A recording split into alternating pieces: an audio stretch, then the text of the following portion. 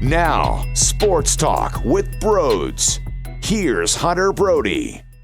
What is going on, everyone? Welcome on into Sports Talk with Brodes. The Flyers lose, but they get 1 point. Are we done with this garbage 1 point thing? And I'm not mad about their effort. It's hard to be disgusted with how hard they played. You can make the argument that they might have possibly been the better team in this tilt. But here's what doesn't matter. That's what doesn't matter. What matters is grabbing 2 points and finding a way to score in the shootout. I don't care about going to overtime against the Islanders. It was the Boston Bruins that mattered because you were chasing them. So if you won it in overtime where the Islanders got a point on top of it, it is irrelevant. What's relevant is the Boston Bruins. And at this point, I think it's pretty telling. And this isn't the game that's really giving us all the information that we need. It's been a lot of data over the last few weeks and the whole month of March to tell us everything that we truly needed to know.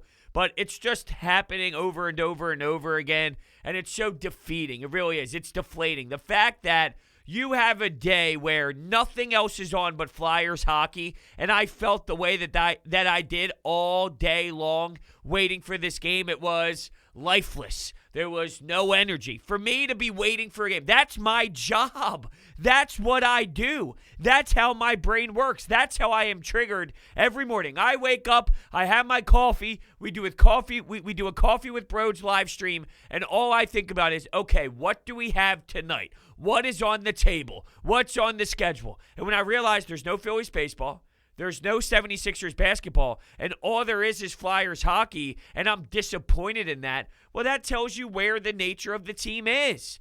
There's been days where there were three games on at once, and I really couldn't process it. Way too much information. I do it. It's hard, though, and it's tiring. It puts me through a ton of fatigue, but I get through it and I grind through it. So sometimes when there's only one game on the schedule, I'm excited because I can put my full focus and my full attention on breaking down what exactly is going on. But when you know that this team has no true shot at this thing, it just hurts. It hurts that this is where we have fallen off to compared to last year when we entered the season with some fun. Right? Some fun, some entertainment. Even though there was that West Coast trip early on last year, they figured it out and they went on a beautiful ride and we had the playoffs. And now we're looking at them as they need to have serious core changes or we are going to be disappointing headed into the following season. That is where we lie today. I wonder if Scott Lawton's going to get traded at the trade deadline. Not that I think Scott Lawton is a major impact on the future of this entire franchise by any means, but it's just sad that we are now thinking, you know what we should do? We should unload Scott Lawton because he's a UFA and we can maybe get a prospect or a draft pick or something that can benefit this team down the road because you don't have anything to look forward to in May. Oh, no. All right, so where do we begin? When Nelson's wide open in the slot area and scores the first goal of the game. Here's what confuses me so much. When an opposing team does score, they find a way to score again within 5 seconds. Whenever a team puts the puck in the net, I swear to God, there's another breakdown within milliseconds, and it's already 2-0. It goes from a 1-goal lead for the opposing team to a 2-goal lead within a blink of an eye. I swear to God, I got up to go get a cup of water. I was filling the ice into my cup with the fridge. You know, you put it into the left side where you have the water and the ice. I went crushed ice, of course. Everyone goes crushed ice, and I put way too much crushed ice in there, so it takes away from the water, which is disappointing. But then by the end, I'm just chugging all the crushed ice. That's the only way to do it. And by the time I walk back to my TV, it's 2-0, and I'm watching the replay. What the hell happened? Oh, Ivan Provorov is trying to skate up the wall. He totally loses the puck, and here goes the Islanders. A nice bang-bang play, and Carter Hart's off of his post. I didn't like Carter Hart in that scenario. Now, you put your goaltender in a terrible position. Provorov can't stand on his feet. He can't stand on his skates, and he turns the puck over, right along the boards, 10 feet from your net. What do you expect is going to happen when you go up against a talented team? Here's what's surprising, though. The Islanders do not give up lead. They're just a structured team. They're a squad that is so glued into Barry Trotz. This is now the second time where the Islanders got a good, comfortable position, and they allowed the Flyers to come back. Now, there was some flukiness involved for Nicholas aube-kubel to score the first goal of the game for the Flyers. He throws a muffin on net. It hits off the glove of Sorokin. I don't know what it did. Hit off the shoulder, hit off the stick, hits off the crossbar, and goes in. You got some puck luck involved. So it wasn't as if, they battled real hard for that first goal and gave it everything they had. They just got a fluky one. But, hey, sometimes you need that to get the ball rolling. That's what you need to help get your squad a little bit of momentum. You need a lucky bounce. You need the puck to go your way. Let's be realistic. There hasn't been many times this season where that has actually happened for this orange and black team. So take it when you can get it, and it clearly was a difference maker. Sam Morin got kicked out of the game, by the way, in the first period. And did I think it was a 5-minute major worthy? Absolutely not, especially because Travis Sanheim got crushed also late third period, where it was a very similar situation and there was no call whatsoever. So where's the consistency? Here's what I'll say about Sam Morin, though. This is a common theme. And don't tell me that, these refs just suck every single time. He's a big body. He plays on the edge. That's his style of play. And he doesn't have pedigree. There's a difference between a kid who's coming up and trying to earn his way into the show compared to guys that have been around the block. They have this definition of them. Everybody understands what type of player they are. So sometimes those guys that play a little bit greasy, they get the benefit of the doubt if they're a 10-year career type of player compared to Sam Morin, who they're not going to give him the benefit of the doubt, and they're probably going to give him a harsh penalty just to make a statement like, hey, kid, this isn't the AHL anymore. This isn't the East Coast League. This is the NHL. You got to be better than this. You got to be smarter. You got to think about what you're doing. Think about your actions before you follow through. That's the statement they're trying to make. Did I think it was 5-minute major worthy? Absolutely not. Did I think it was a 2-minute penalty and it was kind of ugly? Yeah, I mean, it definitely, he's putting himself in the situation for the refs to call that. All right, whether it was a nudge, whether it was a shove, whatever happened with the roughing call in the last game, here's what I know. He's putting himself in that situation.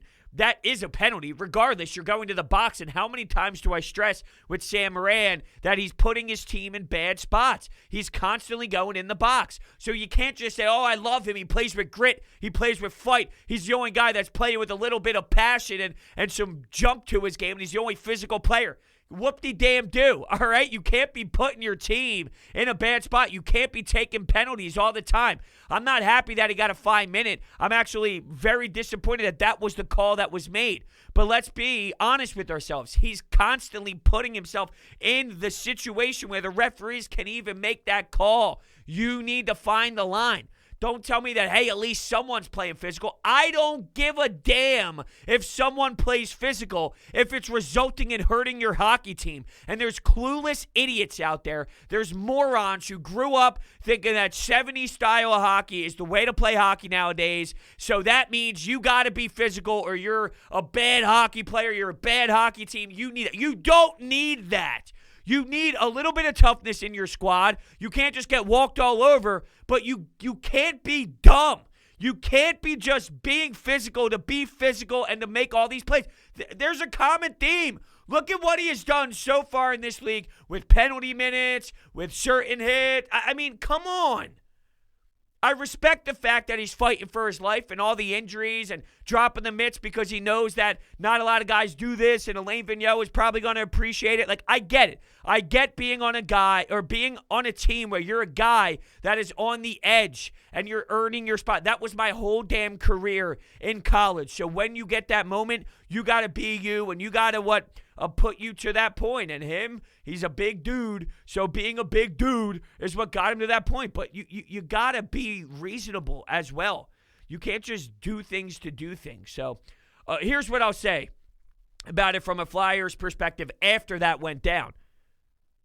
To play with 5 defensemen, Robert Haig playing a lot of minutes, and he hasn't played hockey in a little bit of time, held their own. I'm not going to say it was perfect. I'm not going to say there wasn't mistakes, but I'll say that they held their own considering the circumstances to go up against this Islanders team who just added Zajac, who just added Palmieri. And that's a scary sight if you're thinking about Stanley Cup, if you're thinking about the playoffs. This Islanders team, that was a crucial move. And if you're a big fan of just the NHL in general, not just the Philadelphia Flyers, make sure you check out my NHL podcast, Open Ice Hits. It's also on the YouTube channel with myself and Kevin Durso, who covers the Flyers. We just did a full-on show about that big trade by the Devils and the Islanders, and we also touched on the Boston Bruins and how top-heavy they are. It's a really good conversation. So if you're just an NHL fan all around the league, make sure you are dialed in to Open Ice Hits. I have a really fun time doing that show for sure.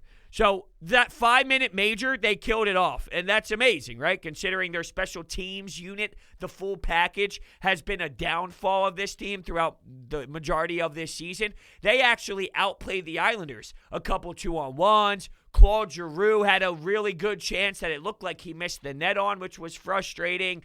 Raffl had a breakaway. He couldn't score. And I really did think, what happened when he played the Boston Bruins? Lawton had every chance in the world. Travis Konechny had a chance on a power play. They wouldn't score, and there goes Patrice Bergeron scoring the other way with these. Or was that the power play goal? Oh, no, that one was the Brad Marchand one. That was the Brad Marchand one where they pretty much scored. Yep, it was a shorthanded goal, 5-hole coming in. So that's where that went down. So I thought, look, you get a 5-minute penalty you got to kill off. You're getting 3 prime chances and you don't bury. The odds are in the Islanders' favor here to start setting up in your defensive zone, work the puck around, and find a way to bury it past Carter Hart. I was very surprised. Pleasantly surprised, but very surprised that the Islanders didn't go down on the other side of things. Joel Farabee at the end of the first period. I'll tell you what, backhand, right around the crease. Sorokin's down and out, and he is lost, nowhere to be found. And Joel Farabee hits the post and hits the side of the net on the right side of the goal. Oh, man, and you could see his reaction, the whole head up. He puts his head up, and it's all pissed off moment. There was a moment, too, though, on the bench of Jake Voracek putting his arm around Joel Farabee. I don't think it was exactly after that moment. It could have been. I thought it was later on in the game, though, so there might have been another reason why he did it.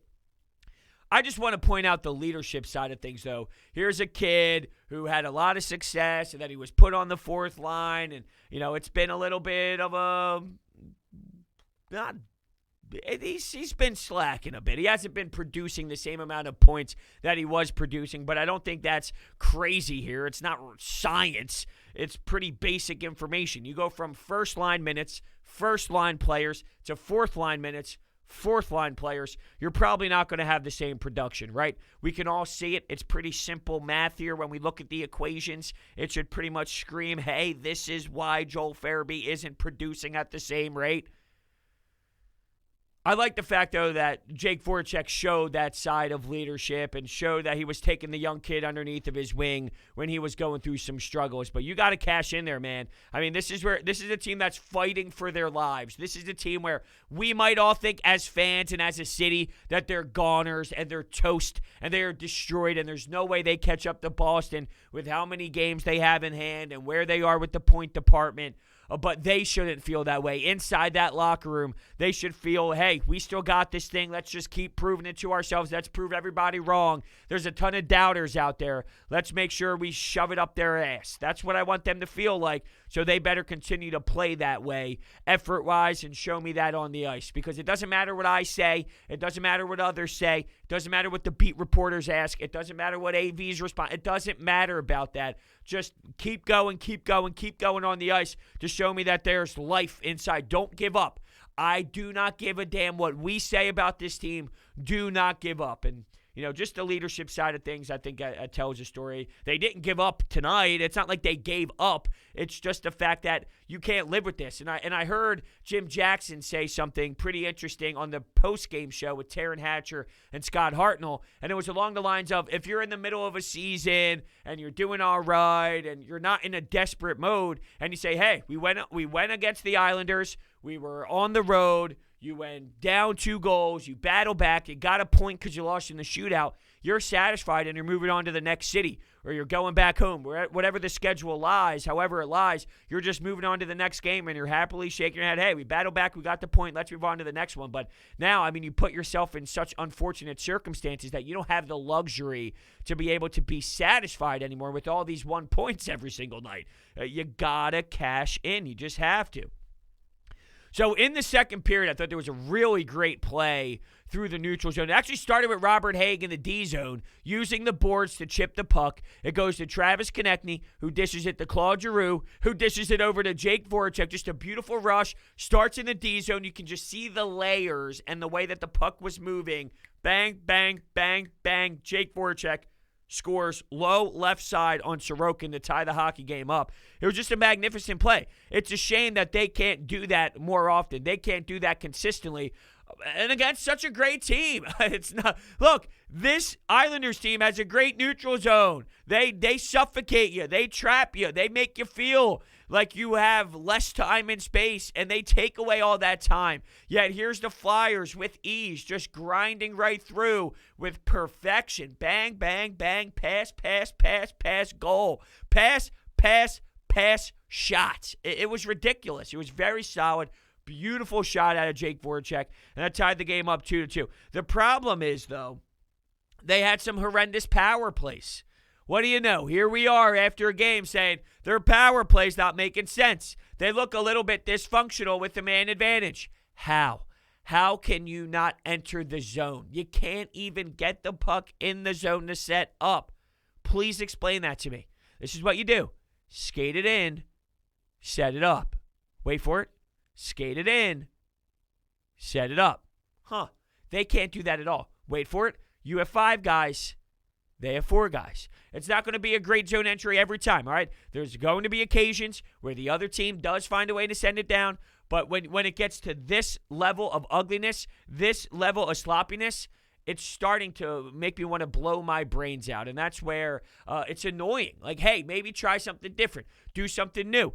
Or, I mean, how hard is it with one extra man to actually get it? I just talked about how they did it on 5-on-5 play where they easily breezed through the neutral zone like perfectly. So now you're telling me you have more time and more space and it's more difficult? Something isn't adding up here, right? Third period, sloppy. Choppy's the right word, I guess. Not so much sloppy, but there wasn't as much flow involved. It wasn't as much back and forth action. It was just both teams, I think, were trying to find their way. I don't know. It was a little strange for sure. Power play, as I kind of mentioned. Overtime, same kind of thing. I mean, it wasn't as if. It was just like choppy after that second period is the best way to kind of explain it. And from there, it took a shootout. And Carter Hart made some nice saves, and you're not able to score. Oh, what's that? The Flyers can't score on a shootout at all? They can't put the puck past Sorokin in a shootout? Wait, you're telling me this organization, the Philadelphia Flyers, had a really tough night in the shootout? Stunned. Just shocked. Can't even comprehend it. Just blown away. I am just baffled. Can't you tell? The Flyers struggled in the shootout.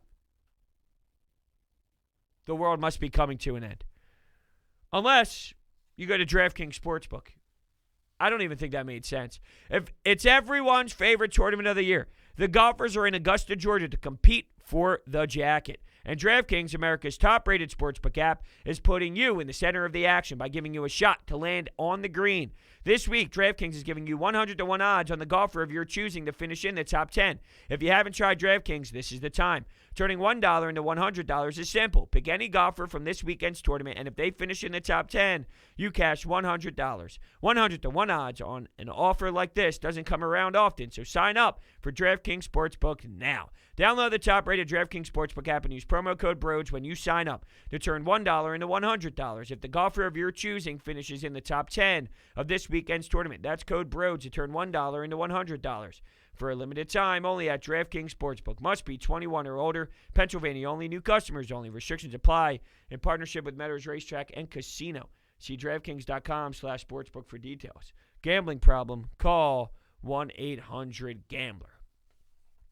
All right, how come, why don't we take our talents to South Beach? I don't know what that means either. We're going to take some anytime hotline calls. That's what we're going to do. Yeah, Brodes, this is Carmen from Scranton. I haven't called in a minute, but I've been listening to your podcast a lot. I've been watching your Coffee with Brodes on a regular basis. But this Flyers team, dude, we're done. We're not making the playoffs. We're not going anywhere. We're wasting another year of Claude Giroux. Carter Hart played a good game tonight. Shout out to him, but dude, this team isn't going anywhere. And if anyone believes that they are, you're in denial. Yeah, you're definitely in denial if you think this team is doing anything at this point. And I would imagine that every Flyers fan at this point has let it settle in. We've all sort of recognized what's happening. It's a mess. It really is a mess, and there's going to have to be some major decisions made and some moves that's going to happen. And I feel there's a little bit of me that's holding on more than most, but I don't want to be in the common. Look, there's people that have wanted change for 15 years. It's like the people that scream that someone should be fired for 10 years, and then eventually they're going to be right. So they're wrong for 9 of those years. After the 10th year, okay, fine. They can get fired after the 10th year, fine. Like that logic, it bothers me because there's irrational people that scream, change, we need change for so damn long. And then eventually change will happen. They go, see, I told you. Well, that's not necessarily right. But with this team, people have been screaming that they need change for so damn long. It's tiring. Eventually, they will be right. But there's something that I recognize just as a former player and understanding the game, that am I being too naive to think if they just got defensemen that this team would be different? If they got defensemen, how much different is this team? Your major problem is your D-core and how disgusting it is. If that's changed, then your issue is the power play. And I'll take my chances of being able to fix a power play if you move on from a Michel Therrien or some of these other guys that are on the bench with the assistant coaches. If you move on from some of the assistant coaching staff and whatnot, fine, you can try and implement a new scheme, a new system for the power play. But I am not believing that the Claude Giroux, like that they can't do. It's not the problem. Like the problem isn't Claude Giroux. I can make the argument that this is one of Claude Giroux's most impressive, hardworking, dedicated seasons of his entire career. Really, based off of the circumstances and what you're seeing out there. And if you don't think that's true, and if you think that Claude Giroux has been a problem this year, and he's been bad this year, and he's been terrible this year, then I really do question your knowledge of the game. I'm not saying that Claude Giroux is Nathan McKinnon or Connor McDavid, but based off of what this year is with your personnel, the way that he has carried you for many, many, many wins throughout this stretch of ugliness, I mean, Claude Giroux has actually put this team on his back at his age when we all claim that he's on the downside and he's on the back nine, and we all recognize that he doesn't have as much left in the tank, and he's still being able to put this whole entire horrendous team, like everyone talks about how bad this team is, how they don't have enough talent, how they're miserable, all that. Yet one man throughout games this year in a sport where this isn't the NBA, this isn't LeBron, this isn't Anthony Davis, this isn't Kevin Durant, this is hockey. Putting the team on the back, it's very rare. It's not like other sports. Claude Giroux has done that when everyone complains on, how trash they are. Claude Giroux, it's just unfortunate. He's going to be one of the most disrespected athletes in Philadelphia sports history. It's crazy. We're going to get a man that logs 1,000 games, close to 1,000 points, and he'll probably get 1,000 points eventually. I just don't know what's going to happen after the contract is over, and he won't be liked because this organization failed over the last how many years, but people put that on one guy who wears the C because there's irrational people out there. Let's not talk about how there were 7 goalies in 1 year or how there was a lack of talent, a lack of transition when it comes to how the game is played in a new era of hockey when you're still trying to focus on the old era, and there was a whole rebuilding, retooling process with Ron Hextall with prospects, and that did some damage on how long Claude Giroux had in a certain window of time. I mean, it's crazy to not use context. Shocker. People just emotionally say things without really diving deeper into the context. I'm just so surprised. Hey, Brodes, what do you think of them Flyers actually playing like they think they're still in this thing? I don't know. I don't know what they got going for the rest of the season, but tonight was a good laugh. All right, talk to you later. Here's the thing. I get that it's annoying, right? It's like irritating, but I'd rather them play that way. The fact that they're playing out there like they still have a chance, isn't that what we want? Isn't that kind of how we want to see this team? We don't want them to not do anything and give up and be the Buffalo Sabres. Like, we don't want them just to get walked all over and look like a laughing stock of the league, even though we do laugh at them because of the downfall from last year to this year and the expectations clearly were to make a serious playoff push. That's not where we're at, and it stings for sure. But I'm not going to be upset with their effort. I'm not going to be upset with them giving it their all until the very, very end. I know it's something really small to grasp at, and I'm not going to say I'm satisfied because they did that. At the end of the day, this was a colossal failure from the big picture standpoint. But, I mean, to say that, hey, I'd rather than – and I'm not saying you're saying this, but – to take away from them just leaving it all out there. Because let's be realistic. If they were like the Buffalo Sabres and they were terrible and they were just getting annihilated game after game after game after game, and there are times where they do that, but against the Islanders, against the Bruins, I mean, it's not so much effort that's a problem. What would we be saying? Just give me effort. I don't care if you lose 3-2 in overtime. I don't care if you lose 2-0 in the third period. I don't care if you do this. I don't care if you do that. Just give me effort and leave everything out there on the ice. That's what we would be saying if they were a joke. So if they were on that level of joke, the Detroit Red Wings and all. And by the way, I heard that stat during the broadcast where the Flyers and the Red Wings are the only two teams this year that do not have a shorthanded goal. That is sad. Considering what Kevin Hayes was last season for this team, that monster spark plug when you were down a man and you felt good. Like, you felt good about how aggressive you were, getting out there to block shots, getting in the lanes, creating your own chances. You don't just get breaks just because you get breaks. Sometimes, once in a blue moon, sure, you do get a little lucky. But when you get that many PK goals as Kevin Hayes, you earn those, right? You make that happen. You put yourself in the right position. You take the right lane. You get your stick on puck. You block a shot out by the blue line, which gives you maybe a breakaway. You create those chances, and you're just not getting that this year at all out of your special teams unit. Your special teams is probably one of the hardest things to watch with this team. When you beg and beg and beg to not take a power play, think about doing that, because that's how I feel watching this team. Bros, I'm calling at the time when Moran gets a 5-minute major. I literally went into this game just thinking I'll watch the first period and see what happens. Jesus Christ, it isn't even hitting the 12-minute marker. This team is fucking pathetic. Oh, my God. This team at this point, oh my God. Oh, geez. If I can make any request from you, bro, please let us do anytime hotline calls for open ice hits. That'd be great. I'm going to go watch the Canes and Panthers, watch some real hockey. This is fucking pathetic. You're going to go watch Canes and Panthers. Go watch some real hockey. Imagine saying that statement. I'm going to go watch the Florida Panthers and the Carolina Hurricanes to go watch some real hockey. And you're not wrong by saying that. Those teams are very fantastic this year. It's just hilarious in terms of hockey towns. Here we are in Philadelphia, even though, yes, Philly is a bigger market and all, but that building is not what it used to be at all. You hated to come here. I got a couple buddies that play in the league and all, and when I talk to them, and I get the same reaction.